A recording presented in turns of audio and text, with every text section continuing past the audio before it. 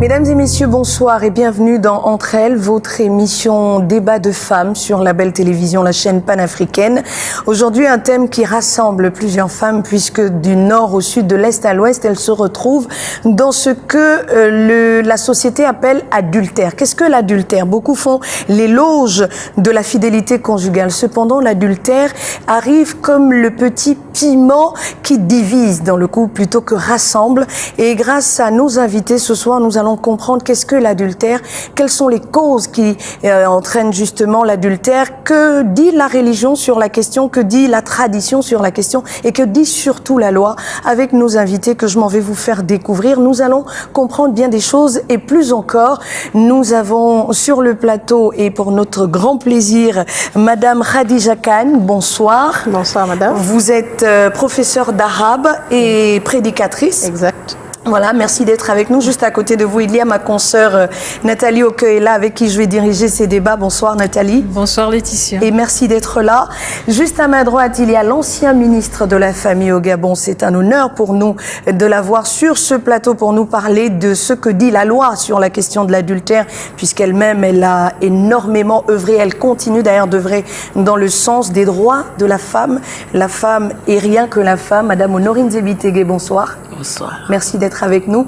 Et juste à côté d'elle, il y a Madame Benga Bengon, que vous connaissez déjà sur cette antenne. Un grand honneur pour nous de la voir. Elle est chercheure au Sénarest, mais au-delà, elle est traditionnaliste. Elle nous dira ce que pense la religion, ce que pense la tradition sur la question. Bonsoir Madame Benga Bengon. Bonsoir. Donc on va commencer par se tutoyer, comme il est de coutume, pour nous permettre d'huiler un peu plus le débat. On va se tutoyer. Merci de me donner votre permission.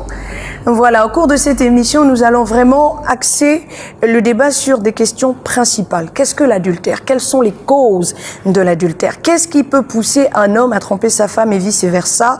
Que dit la loi sur la question? Que dit la tradition sur la question? Que dit surtout la religion sur la question? Avec vous, la question est posée, qu'est-ce que l'adultère? Je commence par vous, Madame Khan. Hey, merci de m'avoir invité sur ce plateau. Je crois que la question que vous m'avez posée est une question très importante. Qu'est-ce que l'adultère, du point de vue de la religion? Alors, je m'en vais juste vous dire le point de vue de la religion. Qu'est-ce que la religion dit? Comment l'islam, étant musulmane, je vais parler de l'islam, vous me permettez de parler de ma religion. Alors, l'adultère, c'est, disons, les relations extra-conjugales, c'est-à-dire un homme étant marié ou pas, qui s'adonne à des relations extra-conjugales, qui a des relations extra-conjugales. Et voilà ce qu'on appelle adultère sur le plan religieux, c'est-à-dire avoir des relations charnelles avec une autre personne que son époux ou bien son épouse, aussi bien pour l'homme que pour la femme. Voilà ce que l'islam considère comme étant l'adultère. Je vais... Avant de donner la parole à Madame l'ancien ministre, Madame Honorine Zebitege, nous allons prendre l'avis de Madame Benga Bengon. Qu'est-ce que l'adultère? À partir de quel moment on dit que cet homme ou cette femme a commis l'adultère? D'abord, il faut faire la définition de l'adultère a été donnée par Madame Khan. Madame Khan. Mais il faudrait voir pourquoi on veut faire passer cette condamnation, cette interdiction comme discriminatoire. Parce que qu'est-ce qu'on remarque dans la tradition? L'adultère est très sévèrement puni dans nos traditions lorsque c'est la femme qui commet cet acte-là par rapport à l'homme. C'est ça qui fait la différence. Parce que l'homme va tromper sa femme pour des questions d'intérêt économique. C'est léger. C'est très léger parce que les hommes sont comme nos enfants. Ils voient quelqu'un avec quelque chose, lui aussi voudrait l'avoir. Mais s'il n'a pas de possibilité, il va passer par ce que Dieu lui a donné pour l'avoir. Mais à partir de quel moment parle-t-on d'adultère? Mais il commet l'adultère parce que c'est une relation extra-conjugale, mais pour lui, c'est pour des raisons d'intérêt, pour des raisons de prestige, des raisons d'intérêt qu'il faut faire tromper, et parfois même pour sauver sa famille. Ah oui? Ah oui, oui, oui. Expliquez-nous tout ça. Sauver sa famille. Sauver je veux dire, on sa sort de sa famille. maison pour aller...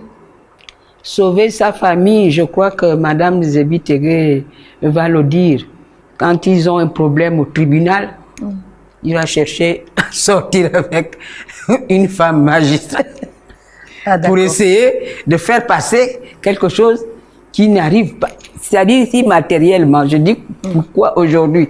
Et comme les besoins se sont multipliés, vous voyez maintenant qu'il y a plusieurs maîtresses par rapport à nos parents.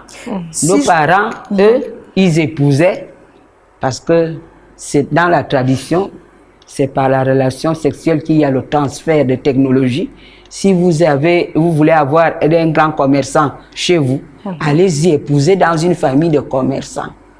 Si vous voulez les grands chasseurs chez vous, allez-y épouser dans la famille de chasseurs. Parce que ces capacités-là, ces progénitures-là. Donc, c'est ça par le sang. Aujourd'hui, rares sont ceux qui le savent. Parce qu'ils parlent d'amour, de sentiments. Or, c'est pour des besoins économiques. D'accord, donc le sentiment n'existe pas dans un couple. Il n'y a pas de sentiment. C'est ce que vous voulez dire. L'Africain est d'abord économiste. Je parle du point de vue traditionnel. Quand on se lève pour venir vous épouser, ce n'est pas parce que... Vous êtes la plus belle. Non. Non. Vous avez quelque chose dont ils ont besoin. Quelque chose en vous suscite un certain intérêt. Suscite un intérêt. D'accord. Et ils viennent pour cela. C'est pour cela que c'est un contrat. Alors donc, un mariage est un contrat, il faut bien lire les clauses du contrat. Ça fait des clashs lorsque vous êtes chargé et que vous venez déranger les marmites, que moi je suis mère de garçon. Nous allons comprendre tout cela au cours de cette émission de 52 minutes sur la télévision panafricaine, la belle télévision. Madame l'ancien ministre, Madame Honorine Zébi Tégué, vous qui luttez pour la cause des femmes depuis des décennies, et qui êtes magistrat de formation, que pouvez-vous nous dire de l'adultère aujourd'hui? Merci de m'avoir invité. Pour parler d'adultère, je partirai du mariage. En droit, il n'y a pas adultère s'il n'y a pas un mariage légal à la base. Si les gens vivent comme ça dans une maison, se comportant comme des personnes mariées sans l'être, il n'y a pas adultère. Ça veut dire qu'entre concubins, il n'y a pas adultère. Des personnes vivant en union libre, il n'y a pas adultère. On parle d'adultère lorsque je parle du point de vue du droit. Il faut un mariage légal à la base, c'est-à-dire un mariage célébré devant l'officier d'état civil. D'accord. Et lorsque ce mariage est conclu, comme Madame Khan l'a dit, vous laissez votre femme ou votre mari à la maison, vous sortez et vous allez avoir des relations extra-conjugales. Quand on dit extra, c'est parce que ça se passe en dehors du foyer. Même si certains se permettent de venir même faire ça chez eux, mais c'est une relation qui est en dehors du couple légalement constitué, qu'il s'agisse de l'homme, qu'il s'agisse de la femme. Maintenant, pour la deuxième question, qu'est-ce qui peut pousser l'homme ou la femme? Les causes peuvent être diversifiées. Pour l'homme, pour moi, c'est l'insatiabilité. L'homme n'est jamais satisfait en général. Et l'homme aime changer. Mais il oublie qu'il a en face de lui une personne. Il n'a pas en face de lui une chemise ou bien un pantalon on peut acheter des costumes à gauche, à droite, des chemises et on peut les changer quand on veut. Or, il y en a qui se comportent comme ça. Non, vous l'avez dit tout à l'heure qu'il y a quelqu'un qui vous a dit dans la rue que non, est-ce qu'on peut manger la même nourriture tous les jours. Vous voyez à quel niveau on rabaisse l'institution qu'on appelle le mariage. Ça va plus loin. La question que vous abordez aujourd'hui, cela veut dire que les gens se marient sans savoir pourquoi ils se marient. Parce que lorsqu'on réduit le foyer, on réduit la femme ou on réduit l'homme parce que c'est vice-versa. Et on dit, est-ce qu'on doit manger le même plat tous les jours? C'est qu'on ne comprend pas ce que c'est que le mariage et c'est dangereux. Et justement, en parlant de cela, nous allons repartir vers Madame Benga Bengon qui, en tant que traditionnaliste, qui peut nous raconter un peu dans l'ancien temps comment se passaient les choses. Il y avait souvent des mariages entre frères et sœurs. On allait difficilement devant l'officier d'état civil. Il y avait le frère qui peut épouser dans la famille d'à côté et la femme qui arrive peut épouser le frère à côté. Il y avait, à ce moment-là, on parlait généralement d'adultère aussi. Il y avait une forme d'adultère qui s'est installée et qui a été érigée en norme. Mais bien sûr, vous savez que l'adultère, lorsque c'est commis par la femme, c'est très, très dangereux. Mais pourquoi? C'est dangereux. Je vous ai dit, j'ai fait la différence entre les conséquences. Lorsque l'homme, pour des intérêts, comme il dit, il veut varier. Il peut varier la nourriture, il mange la même nourriture. Le manioc aujourd'hui, c'est léger. La banane demain. C'est léger. Mais lorsque la femme trompe son mari, c'est interdit dans nos traditions. C'est très dangereux. Pourquoi? Parce que lorsque vous êtes mariés, vous avez la vie de votre mari entre les mains, entre vos mains. Ça veut dire quoi? Ça veut dire que plus facilement, pour empoisonner quelqu'un, on le fait où? C'est par la nourriture. Dans nos traditions, on dit, lorsque vous êtes mariés, donnez la nourriture par la bouche et par le sexe. Donc, c'est là-bas où l'homme va s'abreuver. Alors, si vous polluez, mais ce taux-là, c'est dangereux pour nos maris. Une fois que vous êtes mariés, vous ne devez pas avoir des relations extra-conjugales. C'est dangereux. C'est encore pire si vous mettez au monde un enfant. C'est encore pire parce que Dieu ne l'admet pas. Cet enfant-là sera le fouet de la famille. Le scandale qui viendra vous faire. Ça, les femmes croient que quand Dieu a laissé ses lois, on peut les transgresser comme il est tellement silencieux. Or, le silence n'est pas synonyme de vide. Les conséquences d'avoir fait un enfant extra-conjugal que vous venez imputer, parce que nous, les femmes, nous sommes très dangereuses, très comédiennes. Mais là, je vais vous prendre au mot. En Afrique, on a beaucoup plus dans les années, je dis il y a une décennie et bien plus tôt, les mariages devant l'officier d'état civil n'étaient pas véritablement quotidiens ou coutumiers. C'était les mariages, les concubinages, comme on les appelle communément, le concubinage. N'appelle pas ça concubinage. Ce sont des mariages. Je voudrais faire la précision suivante. Dites-nous. Vous m'avez dit de parler de la législation. Pourquoi, lorsque j'étais ministre, j'ai combattu cela avec force et je continue à le faire? Pourquoi? Parce que je constate que notre société est une société hybride. Tantôt blanc, tantôt noir. Vous êtes à Libreville, vous avez déjà vu un mariage qu'on va célébrer à l'état civil sans passer par le mariage en famille. Ça n'existe pas. C'est pourquoi, en 63, un texte avait été pris disant que la dot n'a plus de valeur. Mais avant, nos mamans, nos grandes-mamans, c'était la dot qui constituait l'état civil d'aujourd'hui. Quand une femme est dotée, c'est cette dot-là qui constituait l'acte qu'on va poser maintenant devant l'officier d'état civil. Pourquoi je le dis?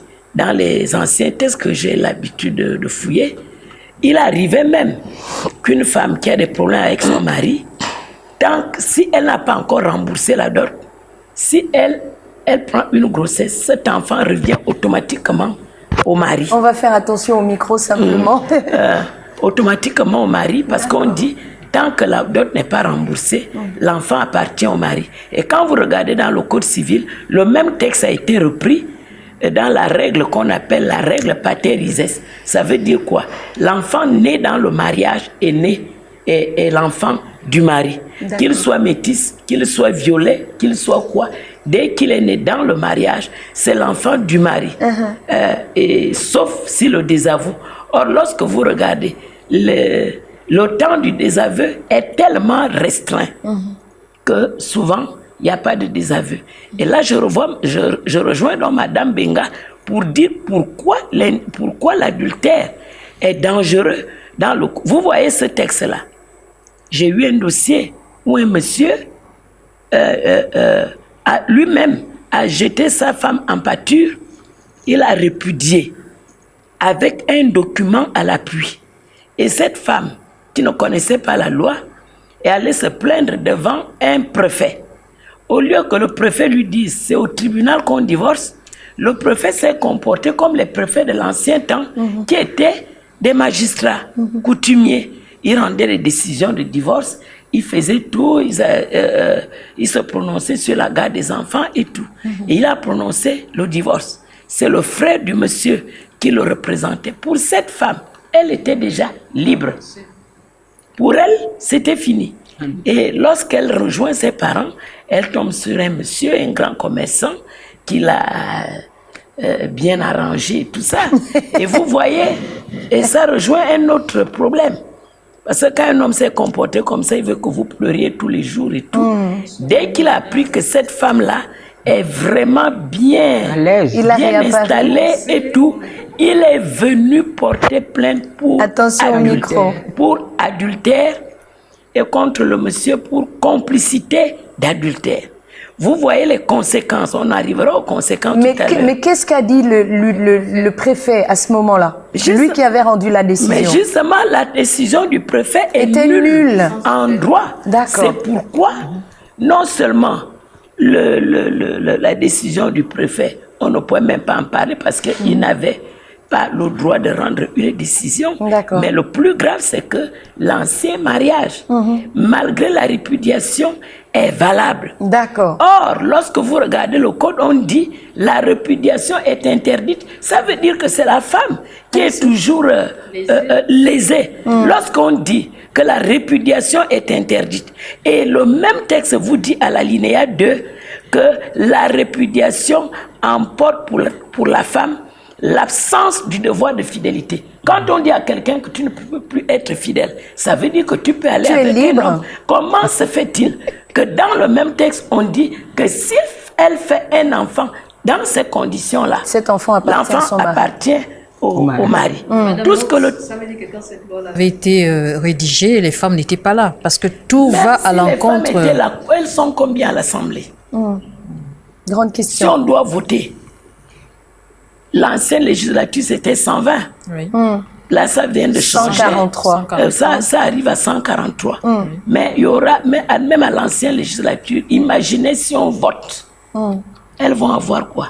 Il faut utiliser d'autres stratégies. Et quelles sont ces stratégies? Nous arriverons avant la fin de cette émission, Nathalie. Madame Khan avait quelque chose à nous dire par rapport, par rapport à ce que je viens d'écouter, je voulais juste apporter quelques éclaircissements sur le plan religieux, purement religieux.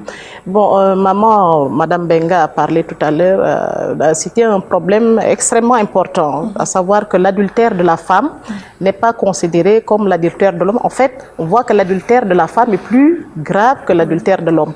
Or, les deux, selon la religion, les deux sont mal vus. Ils ont tous les deux commis l'irréparable, donc ils ont tous les deux, disons, ils sont au même pied d'égalité. Il n'y a pas que c'est la femme ou c'est l'homme. La religion les considère tous comme ayant commis un acte abominable. Donc l'adultère est un acte abominable, c'est condamné par la religion. La religion est ferme par rapport à l'adultère. Voilà pourquoi ce que la religion conseille souvent, l'homme étant un être insatiable, comme vous le dites, c'est-à-dire que quelqu'un qui ne peut pas se suffire avec une seule femme. C'est la nature de l'homme. En fait, les femmes peuvent plus se maîtriser par rapport aux hommes. Et je pense que c'est d'où la partie polygamie de l'islam, pour permettre à l'homme de pouvoir... Justement. Voilà pourquoi, pour pallier à ce problème, la religion, l'islam a prévu la polygamie pour l'homme. pouvez marier jusqu'à 4 femmes. Si vous savez que bon, une femme ne vous suffit pas, une deuxième, une troisième, donc allez-y jusqu'à 4. Forcément, si vous avez quand même 4 femmes légales, ce qui manquait chez la première ou chez la deuxième, vous pouvez le retrouver chez la troisième et la quatrième. Chez les autres, et ainsi pouvoir maintenir une société un peu saine. Et de notre point de vue aussi, les jeunes, l'islam incite les jeunes à se marier. L'islam demande aux jeunes qui ont les moyens de se marier de le faire. Ce sont aussi bien les hommes que les femmes, parce que moi je parle des deux côtés. Il y a des femmes souvent qui ont les moyens, qui peuvent demander à un homme de les épouser, qui n'a pas... Ça se fait. C'est possible. C'est possible dans l'islam. Vous pouvez proposer à un homme de vous épouser si vous en avez les moyens. Ça, c'est faisable dans l'islam. Est-ce que c'est pas un peu... non. C'est pas un peu un porte-à-faux avec la religion qui dit ou la tradition qui dit que c'est un homme qui doit épouser une femme, non, etc. proposer. En fait, la décision revient à l'homme d'épouser. Voilà. Mais la femme peut proposer. Elle peut proposer. Et si l'homme est consentant, le mariage peut se faire devant l'imam. Peut se faire devant l'imam et ce serait un mariage légal aux yeux de la religion. D'accord. Voilà. Merci beaucoup. Nathalie, oui. Je voudrais dire juste 2 mots. Parce qu'au Gabon, vous avez l'islam, vous avez aussi le christianisme. Le christianisme. Les deux sont identiques sur le plan de l'adultère. Mais je voudrais dire que par rapport à l'islam, même s'ils autorisent 4 femmes, le Coran dit il est bon pour un homme d'avoir une femme. Mais s'il peut en avoir, s'il peut être juste, il peut en prendre plusieurs. Vous avez déjà vu un homme juste? Ça, c'est une autre histoire. Mais c'est ce qui se passe dans l'islam. Mais dans le christianisme, la même chose, l'adultère est interdit. Mais Jésus lui-même a réglé le problème. Lorsqu'on amène une femme, parce qu'on devait lapider, dès qu'une femme est surprise en adultère, on la lapidait et elle mourait là par lapidation. Tout à fait. Et on l'a amenée devant Jésus-Christ. Il a dit, bon, très bien, vous l'avez amenée. Alors, l'adultère, c'est 2 personnes, non? Mais on a amené une seule. On n'a jamais vu l'homme. C'est une seule personne qu'on a amenée devant le Christ. Mais qu'est-ce qu'il a dit? Il dit, bon, vous qui avez des bâtons et des pierres et tout, lancez la personne d'entre vous qui n'a jamais rien fait, n'a qu'à jeter le premier la pierre.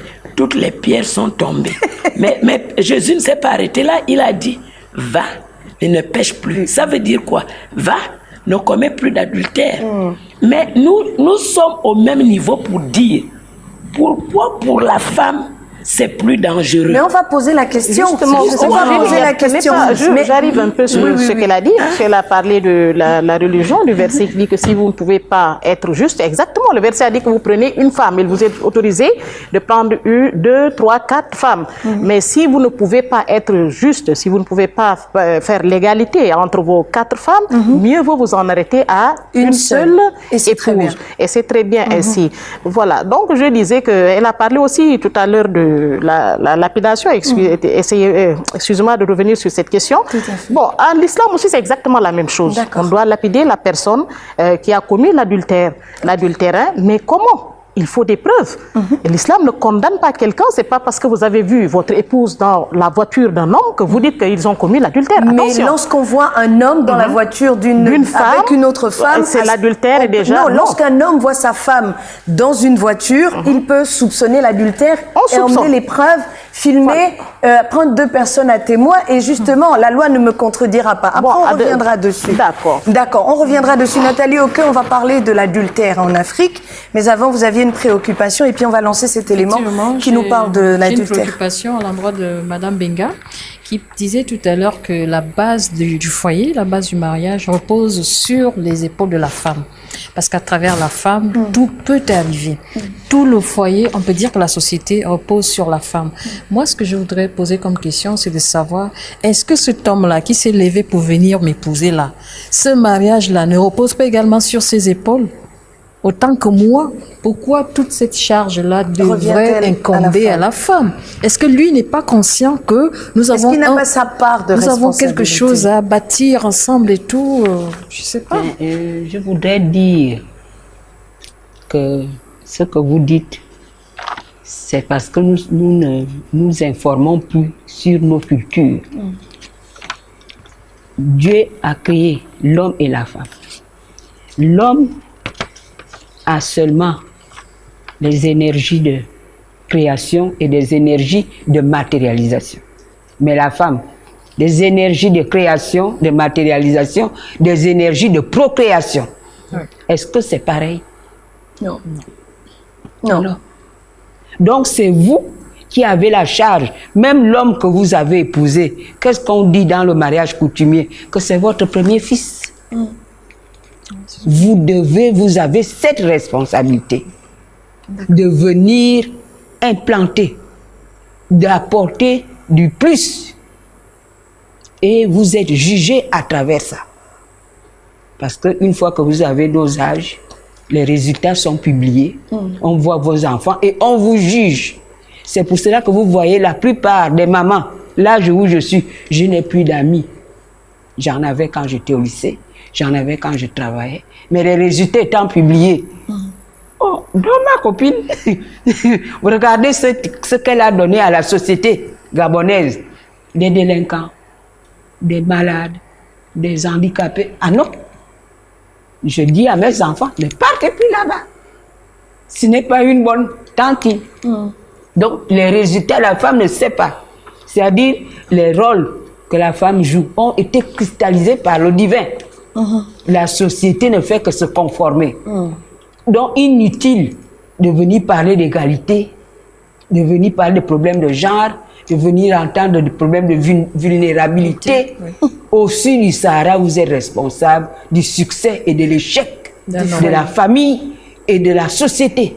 Quand ça ne va pas au Gabon, on ne cherche pas à comprendre. Les femmes, ce sont les femmes. C'est tout. Voilà. Quand la femme occupe donc un rôle de choix et une place de choix dans la vie de la société. On ne cessera jamais de le dire. Il y a 4 femmes autour de moi et nous débattons de cette question liée à l'adultère. Et nous allons comprendre en Afrique, l'adultère, qu'est-ce que c'est, comment c'est vu ailleurs. Vous avez préparé un élément pour nous que nous allons regarder.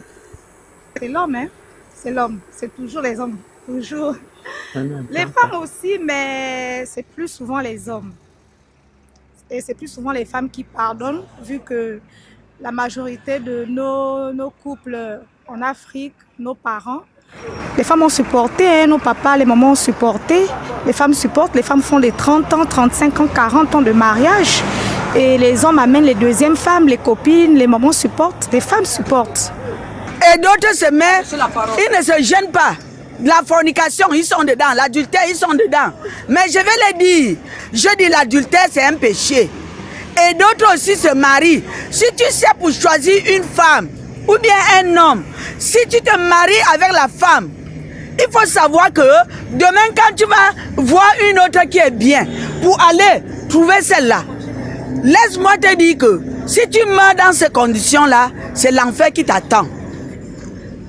Bon, je suis en train d'interpeller les jeunes filles, les hommes, les femmes, pour dire qu'il faut bien voyager le cerveau avant de dire à une femme je t'aime, aller mettre l'alliance. Parce que quand il t'a déjà doté, il donne son argent, il faut prendre conscience, surtout la femme prend conscience plus que l'homme. Il faut que la nation, le peuple, la nation gabonaise prend conscience, les femmes, les hommes. Et d'autres disent, oui, j'ai l'argent, j'ai marié une seule femme, mais dehors, il a 1000 femmes. Si Jésus te retrouve là dans cette position, c'est l'enfer qui t'attend. Oh, ben, les causes sont multiples. Les causes sont multiples. Déjà, vous voyez que dans notre pays, par exemple, les hommes sont appelés à avoir peut-être plusieurs femmes. Ça veut dire qu'ils ont vraiment des goûts illimités, je peux dire ça comme ça. Donc ça fait que quand vous voyez un homme qui a peut-être 3 épouses, qu'est-ce qu'on va appeler ça quoi, adultère ou pas adultère? Pourtant, il n'est pourtant pas fidèle, parce qu'on ne peut être fidèle qu'à une seule femme.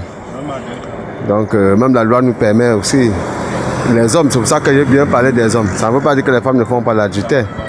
J'ai bien parlé des hommes parce que la loi permet aux hommes de commettre l'adultère. J'avoue quand même que c'est la femme qui tient le foyer, comprenez? Pourquoi? Parce qu'en fait, le nombre de bêtises que fait l'homme sont vraiment énormes. Les bêtises que fait l'homme sont énormes. Par contre, la femme est une personne qui s'abstient le plus souvent.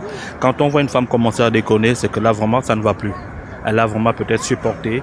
Bon, il y a aussi des femmes qui ne tiennent pas compte de leur situation comment dirais-je, de leur vie, de leur couple. C'est-à-dire, elle est mariée, elle fait des conneries encore, l'homme apprend ça, et puis bon, c'est comme ça.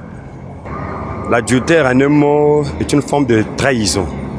Voyez-vous, quand l'homme ou la femme sort du cadre légal, va contacter des copains ou copines en dehors de son foyer, c'est ce qu'on appelle adultère. Mais tout à fait, sur le plan psychologique, l'adultère diminue l'intelligence de l'homme ou de la femme parce que ça peut créer des maladies qu'on appelle des maladies psychosomatiques, telles que la tension, telles que... qu'est-ce que je peux encore ajouter? Il y a l'estomac, il y a, comme je disais, la perte d'intelligence, la perte de paix, voyez-vous. Ça constitue un mal dans la société. Et oui, parce que lorsqu'une personne se sent trahie, c'est comme si pour lui le monde n'existait pas. C'est comme si pour lui l'amour n'existe pas en un mot. Parce que l'homme qui dit que j'ai aimé pour la vie. Voilà pourquoi lorsqu'on se marie, on s'engage, on est lié dans ce serment qui dit tu es marié pour le meilleur et pour le pire. Moi je n'aime pas le mot pire, j'aimerais dire qu'on est marié pour le bon et pour toujours. Normal pour toujours, parce que lorsqu'on a aimé une bonne fois pour tout. Moi, sincèrement, le monde là est rempli de mauvais trucs tellement que, bon, je ne sais pas, l'adultère, ce n'est pas bien. Alors, vous l'avez entendu comme moi, les conséquences de l'adultère sont vraiment nombreuses. On a eu l'estomac qui peut chauffer, on a eu des conséquences somatiques. On a eu un médecin parmi les intervenants. Nous l'avons compris, on en rigole, mais l'adultère véritablement a de grosses conséquences sur la société, mais pas seulement sur les personnes qui vivent cet adultère-là. Avant d'en arriver aux conséquences, les causes véritables de qu'est-ce qui peut pousser un homme à sortir de chez lui ou une femme à sortir de chez elle pour commettre l'adultère? La question est posée. Bon, disons, moi je vais dire sur le plan religieux, c'est d'abord quelqu'un qui, moi je considère ça comme une erreur, d'abord de la part de la personne. Des fois, c'est quelqu'un qui ne s'attache pas trop à sa religion, aux valeurs de sa religion. Il y a une deuxième condition. Troisième chose aussi, souvent, vous savez, comme je l'ai dit tantôt, les hommes ils ne peuvent pas se limiter, souvent, la plupart des hommes ne peuvent pas se limiter à une seule femme. Un homme normal, il a souvent tendance à vouloir en avoir plusieurs. Et parce qu'il y a des hommes qui ne le sont pas. Bon, excusez-moi de m'exprimer ainsi sur le plateau, mais c'est juste pour expliquer. Tout à fait. Parce que l'homme a tendance à souvent vouloir multiplier le nombre de ses conquêtes. Voilà, de ses conquêtes. C'est dans ce sens que la religion incite justement à prendre la femme légalement. À quoi bon prendre une copine à côté, sortir, aller la loger, nourrir? Autant officialiser la relation. Vous avez déjà quitté. Souvent, la femme qui est à la maison est même au courant de cette relation. La personne que vous entretenez, il vous arrive même de quitter, elle vous dit même que vous partez voir celle-là, vous dites oui, mais autant officialiser ou bien rendre légale cette union. Là, on est déjà dans les propositions, donc autant officialiser, on retient cela plutôt que de commettre l'adultère. Si vous en aimez une autre, officialisez-la, comme ça tout le monde est sur le même niveau d'information. La question reste entière, quelles sont les causes? Qu'est-ce qui peut pousser un homme à sortir de sa maison pour aller tromper son épouse et vice-versa? Il y a d'abord aussi des causes qui sont valables. Vous savez que l'appareil, quand on avait des confréries, quand vous avez une vraie maman, il doit vous montrer tous les secrets pour entretenir votre appareil génital.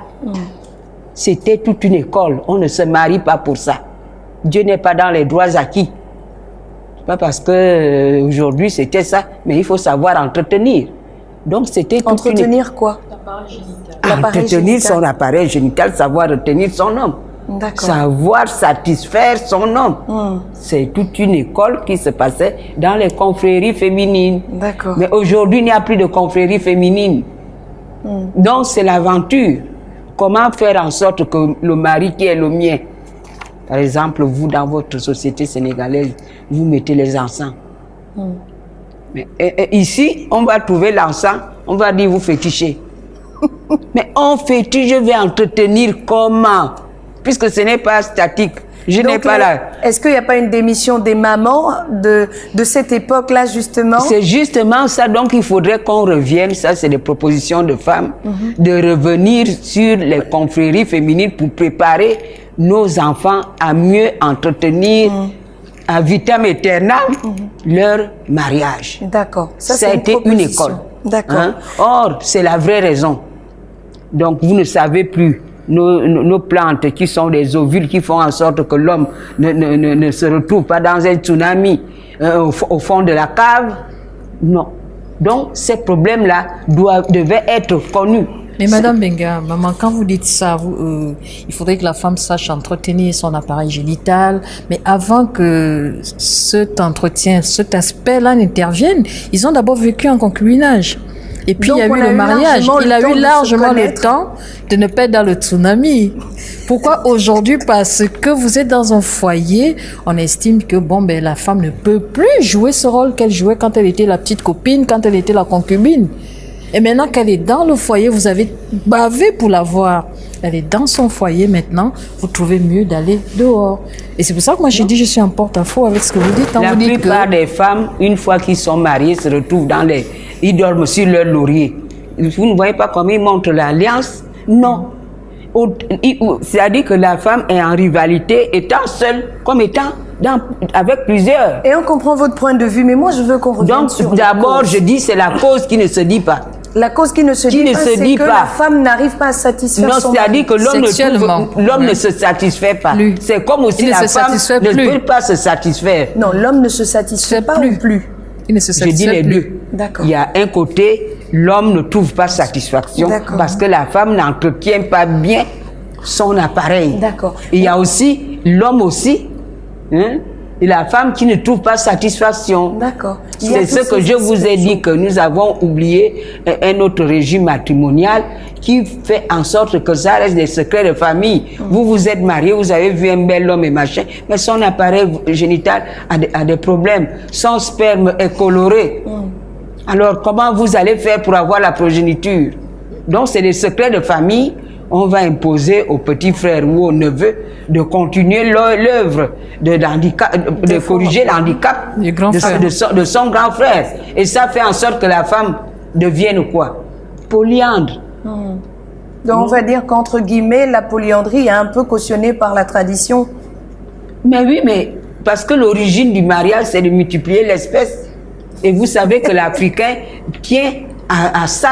C'est-à-dire le résultat vous n'allez pas vous accoupler juste pour le plaisir. Nous voulons le produit. Nous voulons voir le produit de cet accouplement. Alors, s'il n'y a pas de produit de l'accouplement, mais les parents se réunissent, ça c'est à huis clos, entre familles, pour dire qu'il faudrait que l'autre aussi ait le produit, parce que vous savez, l'homme est très fragile. C'est la femme que Dieu a donné la capacité de procréation. Ils savent encaisser les choses dures. Mais nos hommes sont très fragiles. Ce sont nos bébés. Donc, moindre vague, il perd tout. Lorsque votre mari a même un simple palu, il a envie d'écrire un testament. Alors que vous, avec le palu, vous êtes debout, vous continuez. Mais pourtant, tu chauffes, tu ne dors pas. Dieu vous donne ces capacités. Bien sûr, la femme a cette force de porter, de transporter, de soutenir un certain nombre de choses. Voilà, mais les causes véritablement, dites-nous, les causes, parce que vous avez rencontré, et vous rencontrez des femmes au quotidien qui viennent vous dire, mon mari a commis l'adultère comme ça, comme ça, comme ça. Et nous en viendrons à la question de pourquoi l'adultère est-il cautionné chez l'homme et pas chez la femme? Bien, je dirais que la principale cause du problème qui nous amène sur ce plateau, la mauvaise gestion des fiançailles. Lorsque des gens sont fiancés, ils veulent seulement montrer leur bon côté. La fille montre qu'elle est la plus douce, même si c'est la plus grande bavarde du monde. Tout ce que le monsieur dit, elle accepte. Mais dès qu'il y a le mariage, elle montre son vrai visage. Même chose pour l'homme. Alors, on va se trouver en face. On a eu des dossiers où des gens ont fait 18 ans ensemble.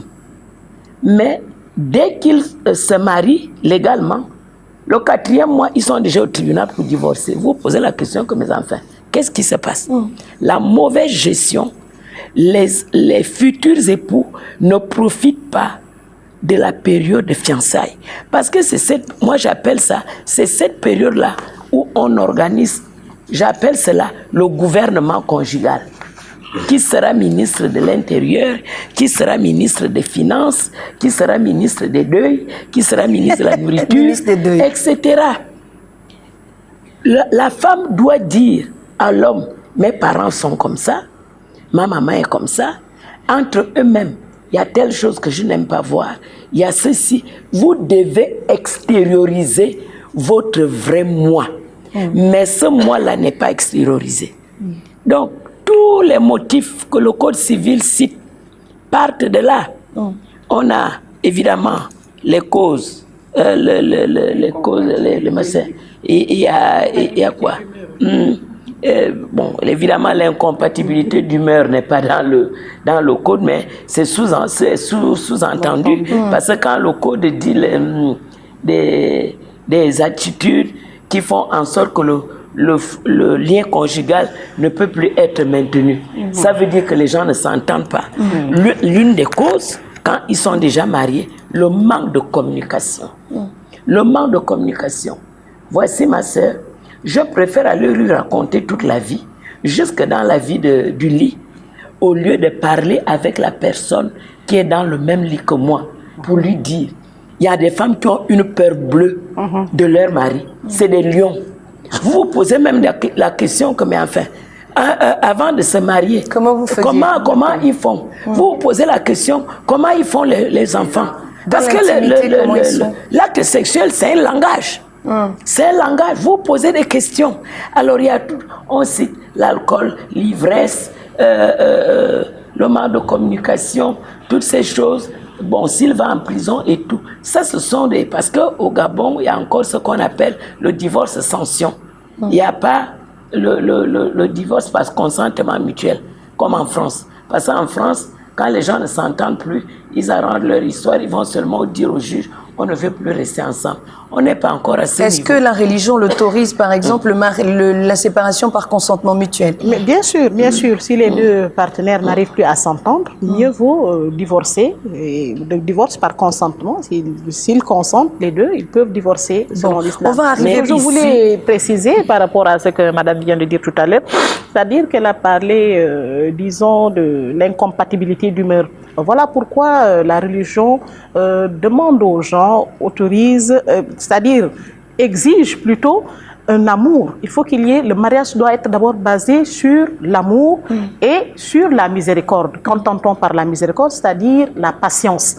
Faire preuve de beaucoup de patience. Parce que c'est toute une vie. Le mariage, ce n'est pas seulement les beaux jours. Voilà, c'est pas les beaux jours. Il y a des beaux jours et il y a d'autres moins bons. Et il y en a qui sont même désastreux. C'est vrai. Donc, l'islam demande de faire, disons, preuve d'amour. D'abord, il faut que le mariage soit basé pour l'amour, parce que l'amour, c'est un sentiment très fort.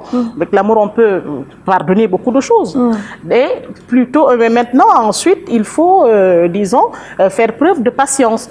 Parce que, vous voyez, souvent, le mariage, c'est le début qui est assez, disons, la lune de miel, c'est, comme on dit, lune de miel. Ça dit que ça ne dure pas. Maintenant, quand les jours qui ne sont pas du tout heureux arrivent, maintenant, armez-vous de sa patience et sachez qu'il y a quelque chose qui vous a uni, quelque chose de très fort pour pouvoir maintenir ces choses. Mais c'est très bien. Seulement, il y a quelque chose qui se passe. C'est-à-dire que l'adultère chez la femme, et là, on va vous permettre vraiment de compléter, parce que vraiment, nous arrivons petit à petit vers le terme de cette émission. On n'a vraiment pas abordé toutes les questions. La question, c'est pourquoi l'adultère est-il cautionné chez l'homme et pas chez la femme?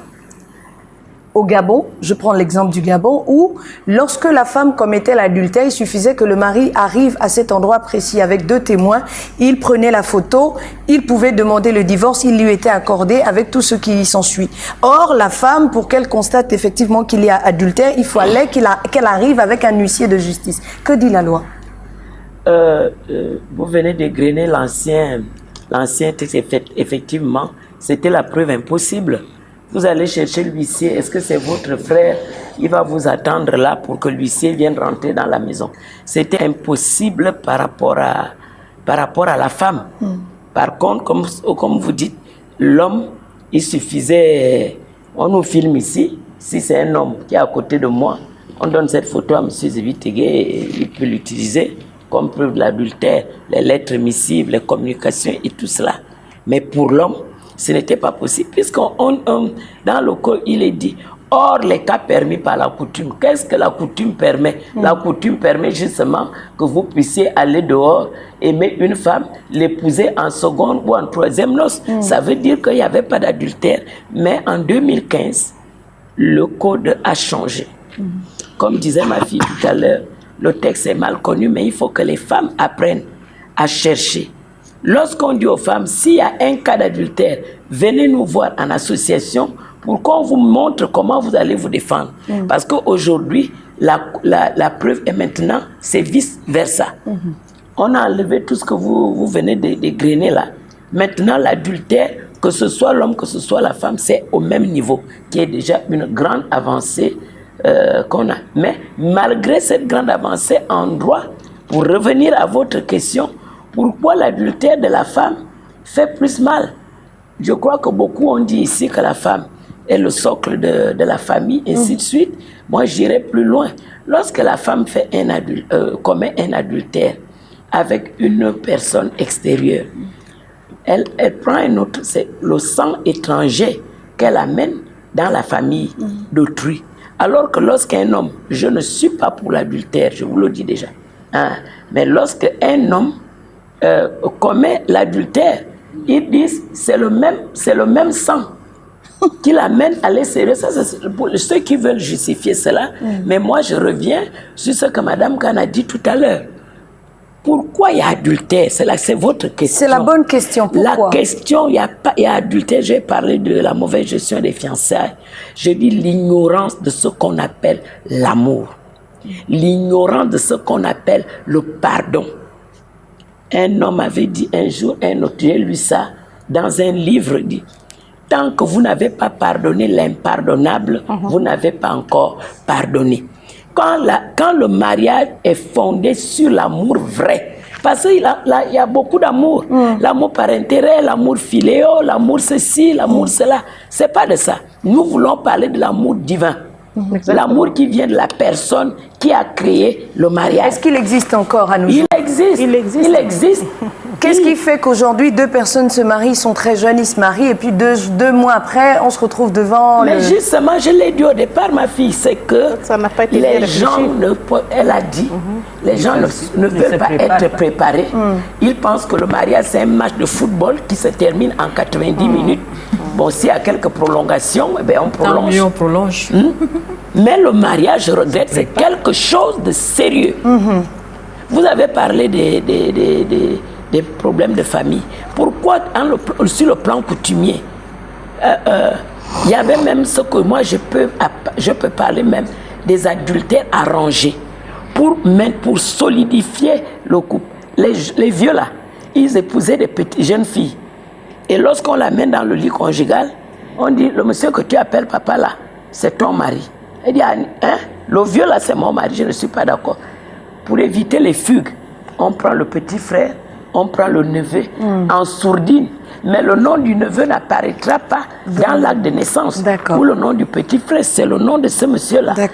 Et pourtant, ce n'est pas lui qui fait les enfants pour solidifier le couple. Donc, je reviens sur ce que j'ai dit. Il n'y a pas d'amour. Quand il y a l'amour, on pardonne. Quand il y a l'amour, on ne part pas dehors. S'il y a une bêtise, on l'arrange. On essaye de tout faire parce qu'aller dehors, c'est un danger public. D'accord. Et nous sommes malheureusement arrivés au terme de cette émission. Ce que nous allons faire, c'est les conséquences et apporter des solutions. Parce que cette émission, c'est surtout apporter des solutions. On aborde un thème et on essaie de contourner la chose. C'est bien de dire l'adultère, c'est mauvais, mais qu'est-ce qu'il faut faire pour contourner la chose? Islamiquement, il faut seulement s'en référer à la religion. Hein. Moi, je parle, pour ceux qui ne pratiquent pas la religion. Pas la religion, bon, comme je suis là pour représenter la religion, je ne peux parler que de la religion. Dites-nous comment faire justement ces fidèles qui vont à l'encontre de la religion. Bon, revenir à la norme. revenir à la norme, revenir à la religion, essayer de se conformer à ce que la religion a dit. Parce qu'après tout, avant d'être des traditionnalistes, nous sommes des traditionnalistes, nous avons nos coutumes, nous avons tout, mais finalement, nous sommes quand même dirigés par un seul, nous sommes quand même créés par un seul Dieu et qui a imposé ses lois. Et je pense que nous, en tant que fidèles, nous devons nous conformer aux lois divines. Et donc, ce que je voudrais dire, c'est que l'adultère, comme vous voyez, il y a des causes, mais il y a des conséquences. L'adultère, la conséquence, l'une des conséquences majeures, c'est la pudeur. Il n'y a plus de pudeur. Vous voyez, une société sans pudeur, la dignité humaine même, elle prend un coup avec l'adultère parce qu'on se permet de tout faire. Or que si on essayait un peu de recentrer, disons, de recadrer un peu ce problème, peut-être qu'il n'y aurait pas eu trop de femmes. Vous voyez, il y a trop de femmes qui n'ont pas de mari. Trop de femmes, trop de personnes. Et vous pensez que cela est dû Mais bien sûr, si c'est devenu facile pour l'homme, pourquoi aller se fatiguer ailleurs? Pourquoi aller épouser? Ils ne veulent plus. Ils préfèrent l'infidélité parce que c'est devenu facile. Et du point de vue de la religion, il est dit que lorsqu'il y a trop d'adultère, lorsqu'il y a excès d'adultère dans une société, ça attire des maladies. Ça attire des maladies, c'est ce que nous voyons actuellement. Il est même dit dans l'islam que c'est la peste, mais aujourd'hui nous avons vu une nouvelle maladie qui s'est imposée suite à l'adultère, que nous voyons du point de vue religieux comme étant... de quelle maladie? La maladie du siècle, le VIH. Vous voyez. Donc, nous le voyons, nous le considérons en tant que religion comme un châtiment divin pour ceux qui ne veulent pas se conformer à cette réalité de l'islam. Madame Benga Bengon, allez-y, dites-nous. On est arrivé quasiment au terme de cette émission, nous allons conclure. Conséquences? Lorsqu'on commet l'adultère, la victime, qu'elle soit homme comme femme, reçoit un choc terrible. La plupart des femmes, elles sont parties bien potelées dans le mariage. Vous les retrouvez comme s'ils ne mangeaient pas. Bon, on ne va pas défendre les hommes, mais il y a des hommes aussi qui souffrent. Je dis quand l'homme est constamment en train de la tromper, elle est choquée. Même ce silence-là est mortifère, c'est mortel. Parce qu'il faut dégager. Elle n'arrive pas, surtout pour défendre les positions de leur mari. Si leur mari a une notoriété, elle va passer sa vie dans un silence qui va la tuer. D'accord. La plupart du temps, les femmes ne vieillissent pas. D'accord. Les femmes ne vieillissent pas. L'homme, c'est facile. Parce que si vous voulez tuer votre mari, faites-lui honte devant les gens. C'est terminé. Il ne pourra plus s'en remettre. Or, ne le faites surtout pas. Mais bien sûr, parce que les femmes aujourd'hui, certaines ne se rendent pas compte quand on les fait asseoir sur le banc et qu'on dit que c'est vous qui avez tué votre mari. Ah non, je ne l'ai pas fait. Mais il y a des actes qui tuent. D'accord, très bien. Madame Honorine Zebitege, dites-nous tout, les conséquences par rapport à la loi. Que dit la loi justement sur l'adultère pour terminer? Quels conseils? Mais le code pénal gabonais continue à punir l'adultère des causes de prison, des peines de prison. Quelle période? Oui, tout dépend de comment ça a été commis et si ça a même entraîné un enfant et tout ça. C'est des peines qui vont du sursis à 5 ans par là. De prison? Oui. Avec des amendes? Avec des amendes et des dommages et intérêts et tout. Mais le seul problème de l'adultère, c'est que ce n'est pas le procureur qui est l'auteur de poursuite, c'est le mari ou la femme qui se plaint. Cela veut dire, et c'est ce que nous voyons souvent, parce que quand on parle encore au quartier, mais quand on vient au tribunal, on défend encore le mari, on défend encore la femme. Et on dit, bon, écoutez, et comme ce n'est pas le procureur qui dirige les poursuites, si vous retirez la plainte, souvent ça s'arrête là. Et quand la plainte est retirée, même si la personne est déjà en prison, on la sort. Comme solution, j'ai dit la première des solutions selon moi, je l'ai dit tout à l'heure, revoir ce qu'on appelle l'amour. Deuxième chose, l'examen de soi. Cet homme, cette femme qui était bien, qui était ma chouchou, qui était mon bébé, comment cette personne a pu aller dehors? L'examen de soi. Parce que dans un foyer, l'erreur que beaucoup d'époux font, c'est que on veut mettre l'auteur sur un seul. Même si l'homme a tort à 99,99%. La femme a au moins 0,01%. Ou vice-versa. Dans le foyer, chacun a une petite responsabilité. Tout à fait. Donc, vous voyez comment vous étiez avant. Comment il a pu. Parce qu'il y en a qui sont très liés. Qu'est-ce qui a fait? Madame Bengora a essayé de vouloir parler de ça tout à l'heure. Il y a des femmes qui étaient très coquettes. Il y a des hommes qui aiment que leurs femmes soient bien. Mais qui a dit aux femmes que parce qu'on est à la maison, on ne peut pas être coquette? Je ne peux pas être comme ça chez moi. Pourquoi je dois être comme ça seulement pour venir à la télévision? Ça peut pousser l'homme à sortir? Mais oui, ça peut pousser l'homme à sortir. Le kabangoda matin et soir. Maintenant, le foulard jusque-là, alors que vous l'avez habitué, pendant que vous étiez fiancés, à être, quand il vient vraiment et tout. Je connais un jeune homme qui est venu me voir et dit, mais madame, moi j'aime voir ma femme sexy à la maison, pas dehors. Dans la chambre, elle m'avait habitué que quand on rentre dans la chambre, elle met une petite culotte et un petit haut comme ça, un petit bustier. La religion incite la femme à le faire. Maintenant, surtout quand elle est fâchée, la robe avec laquelle elle a préparé à la cuisine et tout ça, c'est l'odeur qui me trouve sur le... On a raison. Même la religion le dit. Oui, même la religion incite la femme à se faire très belle devant son mari. Les deux religions, que ce soit l'islam, que ce soit le christianisme, disent que nous devons nous entretenir devant le mari, il faut se faire très belle. Ouais. Parce que nous sommes même l'homme aussi. Il faut dire aussi ce que nous faisons. Donc l'examen de soi. Parce que quand vous examinez et vous réalisez que je crois que c'est à cause de ça, essayez de changer la donne, vous allez voir qu'il va revenir. Je gère ça au quotidien. Parfois c'est des petites choses. La Bible dit que ce sont les petits renards qui dévorent les grandes vies. Parfois c'est des choses qu'on néglige. Comme les tresses, une jolie coiffure, les ongles bien faits, la cuisine. Il paraît que l'homme, c'est le ventre et le bas-ventre. Et tout ça, ma chère. C'est vrai. Au village, comment on faisait à l'époque? On demande beaucoup à la femme, mais c'est notre nature. La femme, elle séduit. Alors qu'elle est née comme ça, elle est belle et tout, elle doit entretenir ça. Donc quand on découvre pourquoi cet homme est pas... Il faut savoir demander pardon. Mais les hommes ne demandent jamais pardon. Même si on le prend en flagrant délit.